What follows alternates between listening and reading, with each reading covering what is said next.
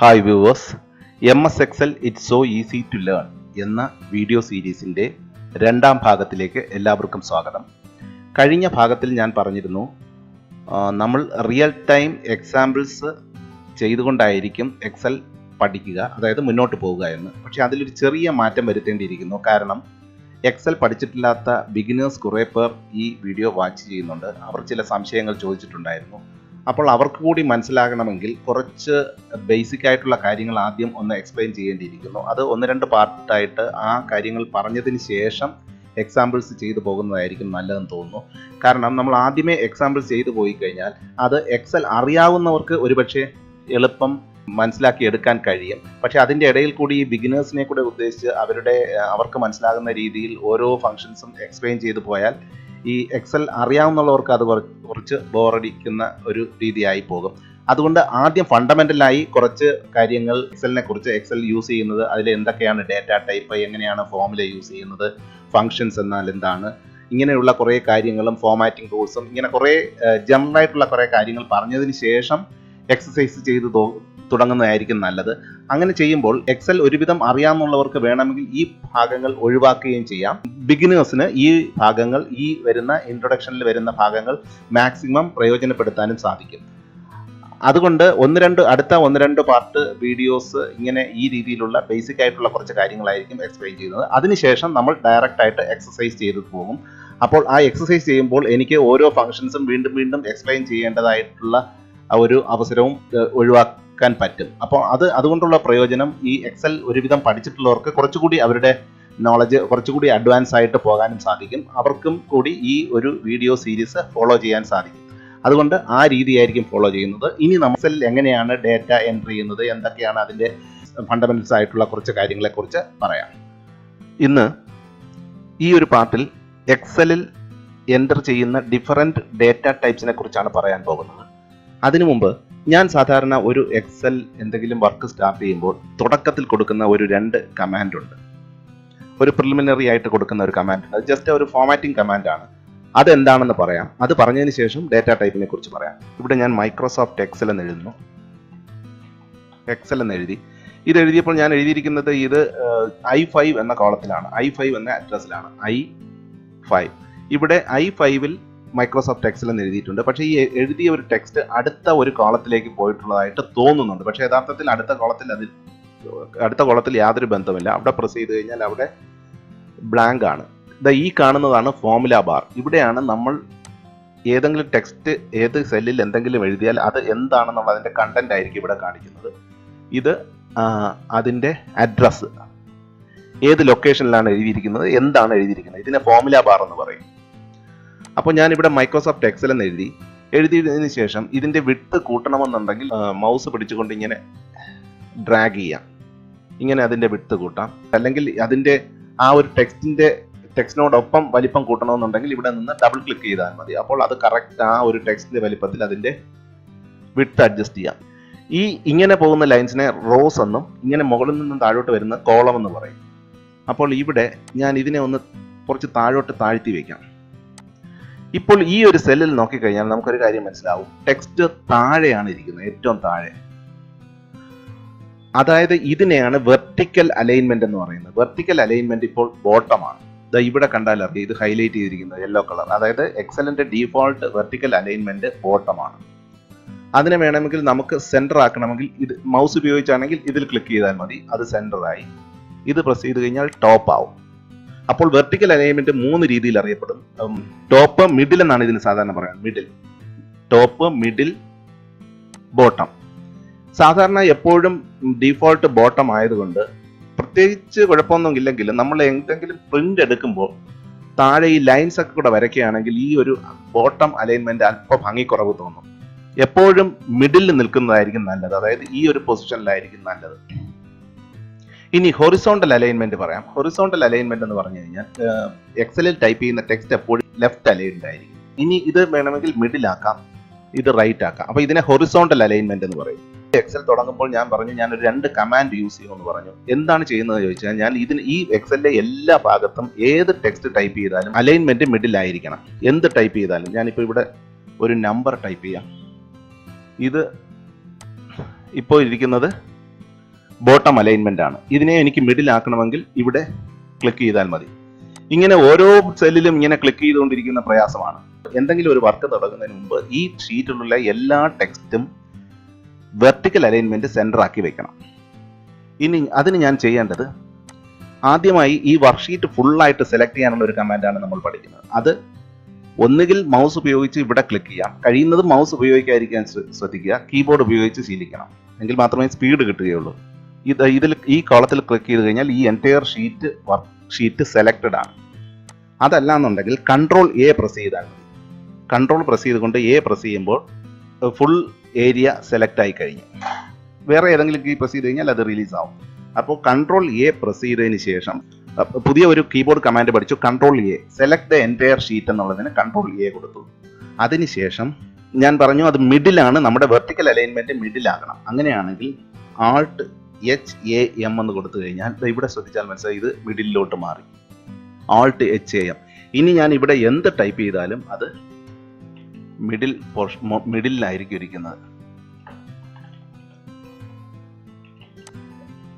അപ്പൊ നമ്മൾ പഠിച്ച ഒരു കാര്യം, control A, select entire worksheet, alt HAM. Alt H എന്ന് പറയുന്ന മിക്കവാറും എല്ലാ ഫോർമാറ്റിംഗ് ഷോർട്ട് കട്ട് കീക്കും ആൾട്ട് H തന്നെയാണ്. AM എന്ന് പറഞ്ഞു കഴിഞ്ഞാൽ അലൈൻമെന്റ് മിഡിൽ. അപ്പോൾ ആൾട്ട് HAM എന്ന് പറയുമ്പോൾ അലൈൻമെന്റ് മിഡിൽ എന്ന് ഓർത്താൽ മതി, AM. ഇനി വേറൊരു വിധത്തിൽ വേണമെങ്കിൽ ചെയ്യാം. ഇവിടെ സാധാരണ വരുന്ന ഫോണ്ട് എന്ന് പറയുന്നത് കാലിബ്രി 11 പോയിന്റ്, അതാണ് ഫോണ്ട് സൈസ്. നമുക്ക് ഇഷ്ടം മറ്റൊരു ഫോണ്ട് ആണെങ്കിൽ അത് സെറ്റ് ചെയ്ത് ഡീഫോൾട്ട് എല്ലാം സെറ്റ് ചെയ്ത് വെക്കാം. അതിന് ടെംപ്ലേറ്റ് എന്ന് പറയുന്ന ഒരു കൺസെപ്റ്റ് ഉണ്ട്. ടെംപ്ലേറ്റ് ഒരു ഫയലിൽ നമുക്ക് വേണ്ട കാര്യങ്ങളെല്ലാം തുടക്കത്തിൽ എങ്ങനെ എക്സൽ എങ്ങനെ ബിഹേവ് ചെയ്യണം എന്ന രീതിയിലുള്ള കാര്യങ്ങളെല്ലാം എഴുതി എക്സൽ സ്റ്റാർട്ട് എന്നുള്ള രീതിയിൽ ഒരു ടെംപ്ലേറ്റ് ഉണ്ടാക്കി കഴിഞ്ഞാൽ അതിൽ എല്ലാം ചെയ്ത് വെക്കാൻ പറ്റും. പക്ഷെ അതൊക്കെ ഇപ്പോൾ പറഞ്ഞു കഴിഞ്ഞാൽ തുടക്കക്കാർക്ക് ഇന്ന് തന്നെ അവർ എക്സൽ പഠിത്തം നിർത്തും. അതുകൊണ്ടാണ് അതെല്ലാം ഒഴിവാക്കുന്നത്. അതെല്ലാം കുറെ പഠിച്ചു കഴിയുമ്പോൾ അങ്ങോട്ട് ആ കാര്യങ്ങളെല്ലാം ചെയ്യാം. ഇനി മൈക്രോസോഫ്റ്റിൽ എൻ്റർ ചെയ്യുന്ന ഡേറ്റയുടെ ടൈപ്പുകൾ ഏതാണെന്ന് നോക്കാം. ഏത് ടൈപ്പിലുള്ള ഡേറ്റാസ് ആയിരിക്കും മൈക്രോസോഫ്റ്റ് എക്സലിൽ നമ്മൾ സാധാരണ ടൈപ്പ് ചെയ്യുന്നത്. ഞാനിപ്പോൾ ഇവിടെ മൈക്രോസോഫ്റ്റ് എക്സൽ ഡേറ്റ ടൈപ്പ് എന്ന് ടൈപ്പ് ചെയ്തു. എന്തൊക്കെയാണെന്ന് നോക്കാം. നമുക്കിപ്പോൾ ഇതൊരു കുറച്ച് വലുതാക്കണമെങ്കിൽ സാധാരണ നമ്മൾ മൗസ് പോയിന്റർ ഇവിടെ കൊണ്ടുവന്നതിന് ശേഷം ഇതിൻ്റെ സൈസ് കൂട്ടുകയോ കുറയ്ക്കുകയോ ചെയ്യാം. അതല്ല, ഇതിനും ഒരു കീബോർഡ് ഷോർട്ട് കട്ട് ഉണ്ട്. അത് പഠിച്ചു വെച്ചിട്ടുണ്ടെങ്കിൽ വളരെ എളുപ്പമാണ്. Alt HFS. മിക്കവാറും എല്ലാ ഫോർമാറ്റിംഗ് കമാൻഡ്സും കീബോർഡ് ഷോർട്ട് കട്ടിന് വേണ്ടിയുള്ള എല്ലാ കീബോർഡ് ഷോർട്ട് കട്ട് കീസും സ്റ്റാർട്ട് ചെയ്യുന്നത് ആൾട്ട് H എന്ന് തുടങ്ങിയിട്ടാണ്. Alt H font size FS, font F, size അതിൻ്റെ സൈസ്. അപ്പോൾ ആൾട്ട് HFS എന്ന് കൊടുത്തു കഴിഞ്ഞാൽ അവിടെ ഹൈലൈറ്റ് ആവും. അതിനുശേഷം ഡൗൺ ആരോ പ്രസ് ചെയ്തിട്ട് നമുക്ക് ആവശ്യത്തിന് വേണ്ടി ഇങ്ങോട്ടോ അങ്ങോട്ടോ സൈസ് വലുതാക്കാം. അതല്ലെങ്കിൽ മൗസ് ഉപയോഗിച്ചിട്ട് ഇങ്ങനെ വേണമെങ്കിലും ചെയ്യാം. ഇവിടെ നിന്നും അതിൻ്റെ സൈസ് വലുതാക്കാം, ഫോണ്ടിൻ്റെ സൈസ് വലുതാക്കാം.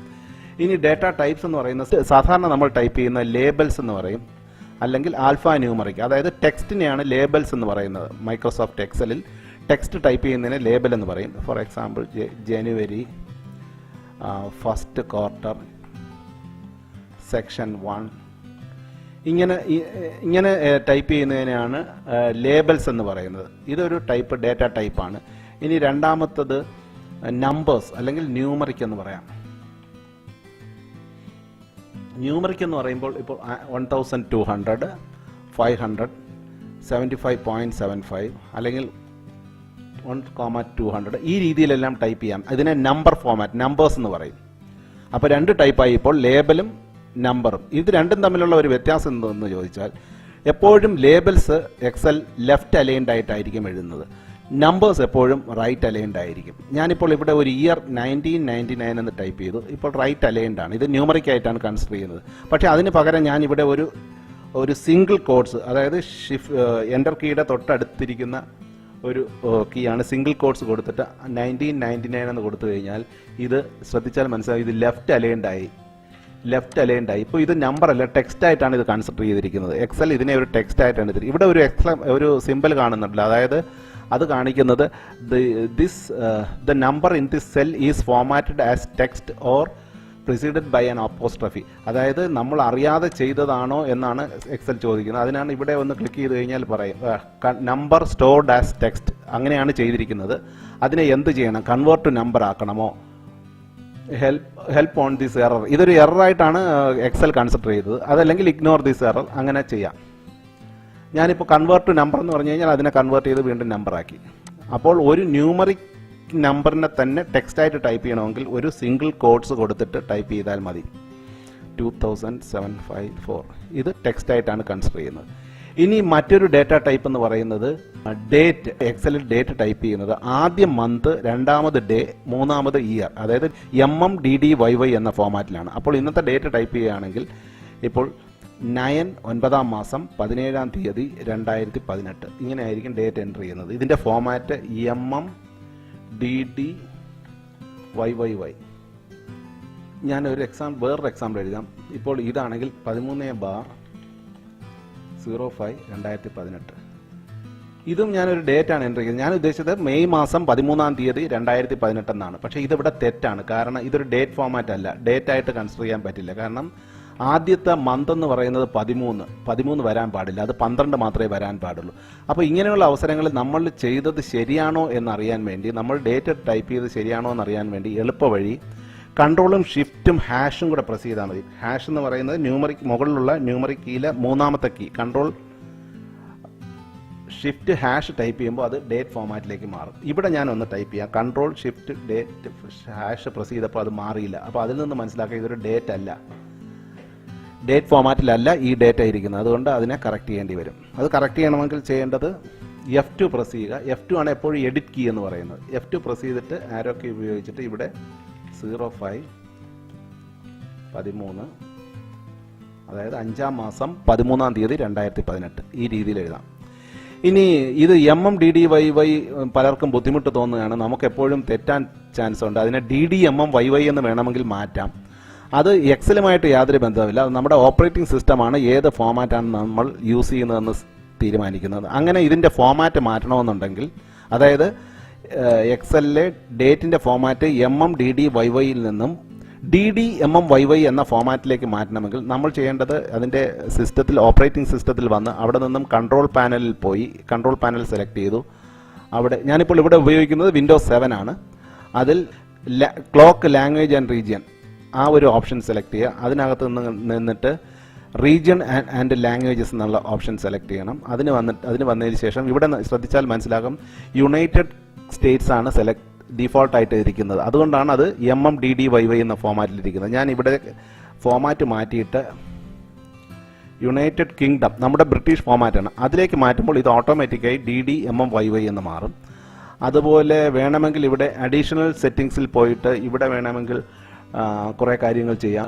ഡിജിറ്റ് ഗ്രൂപ്പിംഗ്, അതായത് നമ്മൾ സാധാരണ 322 എന്ന ഫോമാറ്റിലാണ് ചെയ്യുന്നത്. അത് വേണമെങ്കിൽ നമ്മുടെ ഫോമാറ്റിലേക്ക് മാറ്റണമെങ്കിൽ ഇവിടെ ഈ രീതിയിൽ ഫോമാറ്റ് മാറ്റാം. അപ്പോൾ ഒരു മൂന്നാമത്തെ 3 ലെറ്റേഴ്സ് കൗണ്ട് ചെയ്തതിന് ശേഷം 222 എന്ന ഫോമാറ്റിലേക്ക് മാറ്റാം. ഇങ്ങനെ വേണമെങ്കിൽ മാറ്റി അപ്ലൈ കൊടുത്താൽ മതി. പിന്നെ അതുപോലെ കറൻസി, ഇത് വേണമെങ്കിൽ കറൻസിയുടെ സിമ്പിൾ വേണമെങ്കിൽ ഇവിടെ മാറ്റാം. പൗണ്ടാണ് ഇപ്പോൾ കിടക്കുന്നത്, അത് മാറ്റിയിട്ട് വേണമെങ്കിൽ റുപ്പീസ് എന്നാക്കാം. ഇങ്ങനെ കുറേ കാര്യങ്ങളുണ്ട്, അതെല്ലാം ചെയ്ത് നോക്കാം. ടൈമിൻ്റെ ഫോമാറ്റ് മാറ്റാം, ഡേറ്റിൻ്റെ ഫോമാറ്റ് മാറ്റാം. ഇപ്പോൾ DDMMYY ആയി. അങ്ങനെ കൊടുത്തിട്ട് അപ്ലൈ കൊടുത്താൽ മതി. അതുപോലെ പിന്നെ ഉള്ളത് ഇവിടെ തന്നെ ലൊക്കേഷൻ വേണമെങ്കിൽ ഇപ്പോൾ യുണൈറ്റഡ് സ്റ്റേറ്റ് ആണ് ഇരിക്കുന്നത്, നമുക്ക് മാറ്റിയിട്ട് ഇന്ത്യ ആക്കി സെലക്ട് ചെയ്ത് വെക്കാം. അപ്പോൾ എല്ലാം ഇന്ത്യൻ ഫോമാറ്റിലേക്ക് വരും. ഇന്ത്യ ഇത് സെലക്ട് ചെയ്ത് ഇന്ത്യ ആക്കി കഴിഞ്ഞാൽ അപ്ലൈ ചെയ്ത് ഇത് ഒരു പ്രാവശ്യം സെറ്റ് ചെയ്ത് കഴിഞ്ഞാൽ ഇനി അത് സിസ്റ്റം സ്റ്റാർട്ട് ചെയ്താലും ഇതേ ഫോമാറ്റ് തന്നെയായിരിക്കും. ഇപ്പോൾ എക്സലിൻ്റെ ഫോമാറ്റ് മാറിയിട്ടുണ്ട്. ഇപ്പോൾ ഇനി നമ്മൾ ടൈപ്പ് ചെയ്യുന്നത് ഇവിടെ ശ്രദ്ധിച്ചു കഴിഞ്ഞാൽ 17/9/2018. നേരത്തെ അത് 09/17/2018 എന്നുള്ളത് ഓട്ടോമാറ്റിക്കായിട്ട് മാറി. അതായത് ഇനി മുതൽ ഡേറ്റ് ടൈപ്പ് ചെയ്യുന്ന എപ്പോഴും DDMMYY ഫോമാറ്റിലേക്ക് ടൈപ്പ് ചെയ്താൽ മതി. അപ്പോൾ ഈ രീതിയിൽ സെറ്റ് ചെയ്ത് വെക്കുകയാണെങ്കിൽ നിങ്ങൾക്ക് എക്സലിൽ എപ്പോഴും ഡേറ്റ് ടൈപ്പ് ചെയ്യാൻ വളരെ എളുപ്പമായിരിക്കും. DDMMYY നമ്മുടെ ഇന്നത്തെ ഡേറ്റ് 17/09/2018 ആ രീതിയിൽ മാറ്റാൻ പറ്റും. ഇതാണ് ഡേറ്റിനെ കുറിച്ച് കുറേ കാര്യങ്ങൾ ഇനി പറയാനുണ്ട്, അത് പിന്നീട് പറയാം. ഇനി നാലാമത്തെ ഒരു ഡേറ്റ ടൈപ്പ് എന്ന് പറയാൻ പറ്റില്ല, അത് ഫോമുല നമ്മൾ സാധാരണ എക്സൽ എൻ്റർ ചെയ്യും. ഫോമുല എന്ന് പറയുന്നത് എപ്പോഴും ഏതൊരു ഫോമുല ടൈപ്പ് ചെയ്യുമ്പോഴും ചെയ്യേണ്ടത് ആദ്യം ഒരു ഈക്വൽ സൈൻ കൊടുക്കണം. അതിനുശേഷം നമുക്ക് എന്ത് ഫോമുല വേണമെങ്കിലും എഴുതാം. ഫോർ എക്സാമ്പിൾ 45 ഇൻറ്റുവിന് സ്റ്റാറാണ് ഉപയോഗിക്കുന്നത്, × 5 എന്ന് കൊടുത്തു കഴിഞ്ഞാൽ അതിൻ്റെ റിസൾട്ട് അവിടെ കിട്ടും. ഇനി അടുത്ത് മറ്റൊന്ന് എഴുതാം. 100 ഡിവൈഡഡ് ബൈക്ക് സ്ലാഷ് ആണ് കൊടുക്കേണ്ടത്. സ്ലാഷ് കൊടുത്തിട്ട് 25 എന്ന് കൊടുത്തു കഴിഞ്ഞാൽ 4 എന്ന് കിട്ടും. അതുപോലെ വേണമെങ്കിൽ ഒരു മാത്തമാറ്റിക്കൽ എക്സ്പ്രഷൻ തന്നെ എഴുതാം. ഈക്വൽ ടു കൊടുത്തിട്ട് ബ്രാക്കറ്റ് ഓപ്പൺ ചെയ്ത് 100 × 10 ബ്രാക്കറ്റ് ക്ലോസ് ചെയ്ത് ബ്രാക്കറ്റ് ക്ലോസ് ചെയ്തു പ്ലസ് വീണ്ടും ബ്രാക്കറ്റ് ഓപ്പൺ ചെയ്ത് 45 × 25 ഇങ്ങനെ കൊടുത്തു കഴിഞ്ഞാൽ അതിൻ്റെ റിസൾട്ട് ആയിരിക്കും അവിടെ വരുന്നത്. അപ്പോൾ എപ്പോഴും ശ്രദ്ധിക്കേണ്ട ഒരു ഫോമുല ഉണ്ടോ എന്നറിയാം. നമ്മൾ ഈ സെല്ലിൽ നോക്കിയാൽ വെറുതെ 225 4 2125 എന്നൊക്കെ കാണുള്ളൂ. പക്ഷേ ഇതിൻ്റെ ഫോമുല ബാറിൽ വിസിബിൾ ആയിരിക്കും. അപ്പോൾ എപ്പോഴും സെല്ലിൽ കാണുന്ന വാല്യൂവിൻ്റെ അതിലെന്തെങ്കിലും ഫോമുല ഉണ്ടെങ്കിൽ അതിവിടെ കാണാൻ പറ്റും ഫോമുല ബാറിൽ. ഇനി അവിടെ എന്തെങ്കിലും ഒരു കറക്ഷൻ വരുത്തണം, ഈ ഫോമുല ടൈപ്പ് ചെയ്തതിൽ എന്തെങ്കിലും മിസ്റ്റേക്ക് ഉണ്ടെങ്കിൽ എപ്പോഴും ഉപയോഗിക്കുന്ന ഒരു കീ ആണ് F2 പ്രസ് ചെയ്ത് കഴിഞ്ഞാൽ അത് എഡിറ്റ് മോഡിൽ വരും. അവിടെ നിന്ന് നമുക്ക് ഇവിടെ കറക്റ്റ് ചെയ്യേണ്ടത് കറക്റ്റ് ചെയ്യാം. ഇപ്പോൾ ഇത് 50 എന്നാക്കി, ഇത് 45 എന്നുള്ളത് 415 എന്നാക്കി. അങ്ങനെ വേണമെങ്കിൽ ചേഞ്ച് ചെയ്യാം. ഇവിടെ ഫോമുല ചേഞ്ച് ചെയ്യണമെങ്കിൽ F2 പ്രസ് ചെയ്തതിന് ശേഷം 2 കൊടുത്തു കഴിഞ്ഞാൽ ഇങ്ങനെ ചേഞ്ച് ചെയ്യാം. ഇതാണ് ഫോമുല. ഇനി അടുത്ത ഒരു ടൈപ്പ് എന്ന് പറയുന്നത്, അഞ്ചാമത്തെ ടൈപ്പ് ഫോമുല കഴിഞ്ഞാൽ പിന്നെ ഫങ്ഷൻസ് ഉണ്ട്. ഫങ്ഷൻസ് അതും നമ്മൾ എക്സൽ സാധാരണ ഉപയോഗിക്കും. ഫങ്ഷൻസ് എന്ന് പറഞ്ഞു കഴിഞ്ഞാൽ കുറേ കാര്യങ്ങൾ ചെയ്യുന്നതിന് വേണ്ടി ലൈബ്രറി, അത് എക്സലിൻ്റെ കുറേ ലൈബ്രറി ഫങ്ഷൻസ് ഉണ്ട്, കുറേ ഫങ്ഷൻസ് ഉണ്ട്. അതായത് എക്സാമ്പിൾ ഇപ്പോൾ നൗ എന്ന് കൊടുത്തു കഴിഞ്ഞാൽ ഒരു ഫങ്ഷനാണ്. എപ്പോഴും ഫങ്ഷൻ സ്റ്റാർട്ട് ചെയ്യുന്നത് ഒരു ഈക്വൽ സിമ്പിൾ ആയിരിക്കും. ഈക്വൽ സിമ്പിൾ കഴിഞ്ഞിട്ട് ആ ഫംഗ്ഷൻ്റെ നെയിം എഴുതും, ഒരു ഓപ്പൺ ബ്രാക്കറ്റ് കാണും, അടുത്ത ഒരു ക്ലോസ് ബ്രാക്കറ്റ് കാണും. ഇപ്പോൾ നൗ എന്ന് കൊടുത്തു കഴിഞ്ഞാൽ അതൊരു ഫംഗ്ഷനാണ്. ഇപ്പോഴത്തെ സമയവും ഡേറ്റും ടൈമും കൂടെ കാണിച്ചു. മറ്റൊരു ഫംഗ്ഷൻ ഇപ്പോൾ ടുഡേ എന്ന് കൊടുത്തു കഴിഞ്ഞാൽ ഇന്നത്തെ ഡേറ്റ് എടുത്ത് കാണിക്കും. ഇത് ഇപ്പോൾ ഞാനിവിടെ ടുഡേ എന്ന് കൊടുത്തിരിക്കുന്നു. ഇപ്പോൾ ഇന്ന് കാണിച്ചത് 17/9/2018. ഈ എക്സൽ ഫയൽ സേവ് ചെയ്തിട്ട് നാളെ ഞാൻ ഇതേ ഫയൽ ഓപ്പൺ ചെയ്യുമ്പോൾ ഇവിടെ കാണിക്കുന്നത് 18/9/2018 എന്നായിരിക്കും. അതാണ് ആ ഫംഗ്ഷൻ എന്ന് പറയുന്നത്. ഇവിടെ കുറേ കാര്യങ്ങളുണ്ട് ഫംഗ്ഷൻ എന്ന് പറയുന്നത്, ഒരുപാട് ഫംഗ്ഷൻസ് പഠിക്കേണ്ടതുണ്ട്. വേറൊരു ഫംഗ്ഷൻ എന്ന് പറയുന്നത് ഇപ്പോൾ അപ്പർ എന്ന് പറഞ്ഞു കഴിഞ്ഞാൽ ഇവിടെ നിന്നിട്ട് ഇപ്പോൾ ഞാനിവിടെ ട്രിവാൻഡ്രം എന്ന സ്മോൾ ലെറ്ററിൽ എഴുതി കഴിഞ്ഞാൽ ഇത് ക്യാപിറ്റൽ ലെറ്ററിൽ വരും. ഇതിനെയാണ് ഫംഗ്ഷൻസ് എന്ന് പറയുന്നത്. അപ്പോൾ ഇത്രയും കാര്യങ്ങളാണ് നമ്മൾ സാധാരണയായി എക്സൽ ടൈപ്പ് ചെയ്യേണ്ടി വരിക. ഇനി കുറേ ഫോമാറ്റിംഗ് ടെക്നിക്സും ഇങ്ങനെയുള്ള കുറേ കാര്യങ്ങളുണ്ട്. പിന്നെ ഞാൻ ഒരു കാര്യം കൂടെ നേരത്തെ പറഞ്ഞിരുന്നു, കൺട്രോൾ എ എന്ന് പറഞ്ഞു കഴിഞ്ഞാൽ എൻ്റയർ വർക്ക്ഷീറ്റ് സെലക്ട് ആവുമെന്ന് പറഞ്ഞിരുന്നു. പക്ഷേ ഞാൻ ഇവിടെ നിന്നിട്ട് കൺട്രോൾ എ പ്രസ് ചെയ്തെന്ന് വിചാരിക്കുക. അങ്ങനെയാണെങ്കിൽ ആ ഒരു ഏരിയ മാത്രമേ സെലക്ട് ആവുന്നുള്ളൂ.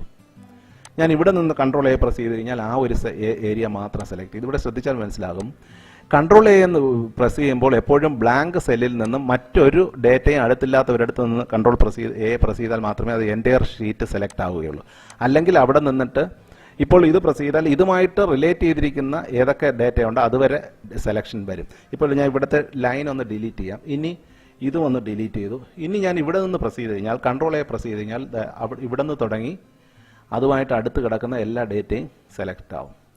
അപ്പോൾ കൺട്രോൾ എ എന്ന് പറഞ്ഞു കഴിഞ്ഞാൽ സെലക്ഷൻ ഓഫ് എൻറ്റയർ വർക്ക്ഷീറ്റാണ് സെലക്ട് ചെയ്യുന്നതെങ്കിലും ചില സന്ദർഭങ്ങളിൽ ഡേറ്റ എവിടെയാണോ തുടങ്ങുന്നത് അവിടെ അതുമായിട്ട് റിലേറ്റഡ് ആയിട്ടുള്ള മറ്റു ഡേറ്റ എല്ലാം കൂടെ ചേർത്തായിരിക്കും അത് സെലക്ഷൻ നടക്കുക.